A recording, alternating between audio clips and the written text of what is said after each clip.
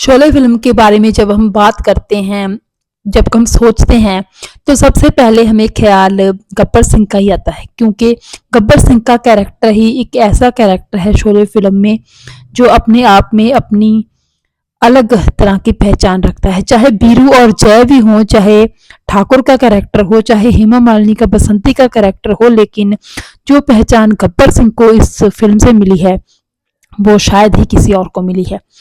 आज हम गब्बर सिंह के बारे में ही बात करेंगे कि गब्बर सिंह यानी कि अमजद खान जिन्होंने ये रोल प्ले किया था, उनको ये रोल कैसे मिला था। दरअसल इस फिल्म के निर्देशक रमेश सिप्पी सबसे पहले डैनी डेंजोक्वा को ही ये कैरेक्टर देना चाहते थे, क्योंकि डायरेक्टर की एक इमेजिनेशन होती है और उसी इमेजिनेशन के हिसाब से उनको ये लगता था कि ये रोल सिर्फ डैनी ही कर सकते हैं। लेकिन अब दिक्कत ये थी कि डैनी धर्मात्मा फिल्म, जो कि फिरोज खान की फिल्म थी, उसके लिए डेट्स पहले ही दे चुके थे और सबसे बड़ा इसमें प्रॉब्लम ये थी कि धर्मात्मा की शूटिंग अफगानिस्तान में होनी थी और जिसके लिए वो अफगानिस्तान उनको जाना पड़ना था। तो ना चाहते हुए भी ये फिल्म डैनी को छोड़नी पड़ी थी। डैनी को शायद उस टाइम पे इस बात का एहसास ही नहीं हुआ कि ये रोल इतना बड़ा हो जाने वाला है, इतना शानदार, इतना यादगारी रोल बनने वाला है ये। वरना मुझे लगता है कि डैनी कभी भी ऐसी गलती न करते, क्योंकि ये रोल किसी भी कैरेक्टर के लिए, किसी भी आर्टिस्ट के लिए रोल उनकी ज़िंदगी का सबसे बड़ा सरमाया हो सकता था। तो अगर डैनी को उस टाइम पे बिल्कुल थोड़ा-सा भी इल्म होता कि ये रोल उन इतना यादगारी बनने वाला है, तो वो कभी रोल ना करते। और इसमें बड़ी बात ये है कि जिस रोल के लिए उन्होंने शोले फ़िल्म का ये गब्बर वाला रोल छोड़ा, वो रोल था जंकूरा का, जो कि बहुत कम था। धर्मात्मा फ़िल्म में फिरोज़ खान का जो रोल था, फिरोज़ खान हीरो थे इस फ़िल्म के, उसके मुकाबले डैनी का रोल जंकूरा का बिल्कुल कम था। हालाँकि वो रोल नेगेटिव भी नहीं था, लेकिन सपोर्टिंग आर्टिस्ट का ही रोल हम कह सकते हैं उसे।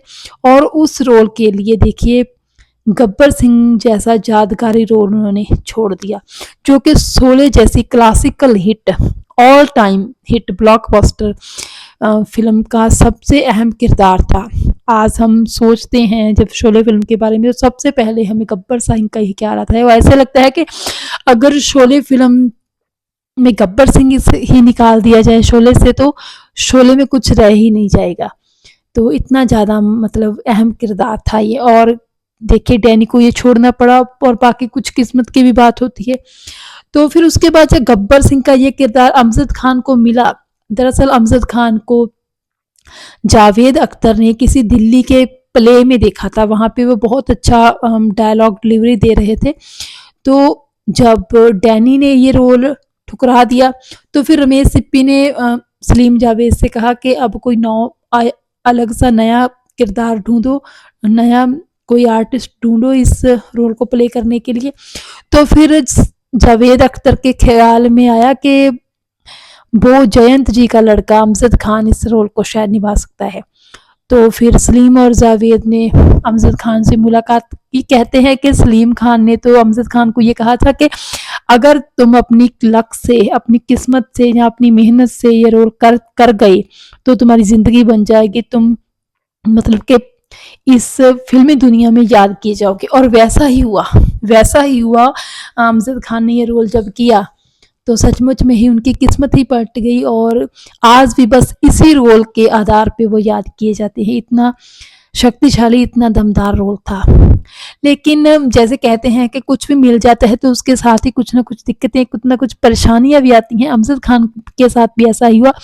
जब उनको ये रोल के लिए फाइनलाइज किया गया, तो फिर उसके बाद थोड़ी सी रिहर्सल रखी गई और सलीम जावेद, जो कि अपने इस रोल के लिए बहुत ही ज़्यादा पैशनेट थे, जब उन्होंने देखा कि जब रिहर्सल में अमजद खान जब डायलॉग बोलते हैं तो उनकी आवाज़ उतनी दमदार, उतनी प्रभावशाली नहीं लगती।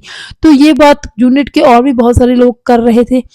तो फिर सलीम जावेद ने फिर से राब्ता किया रमेश सिप्पी से, और उन्होंने कहा कि बात जम नहीं रही है। मतलब जो रुहबदार, जो एक दमदार आवाज़ होनी चाहिए विलन की, खासकर डाकू की, वो नज़र नहीं आ रही। मुझे लगता है कि कोई और आर्टिस्ट ही ढूँढना पड़ेगा। तो कहीं न कहीं फिर ये बात अमजद खान के कानों में पड़ी कि सलीम जावेद जिन्होंने इस रोल के लिए उनको सजेस्ट किया था, वही अब उनके बारे में ये बात कर रहे हैं, तो उनको बहुत बुरा लगा।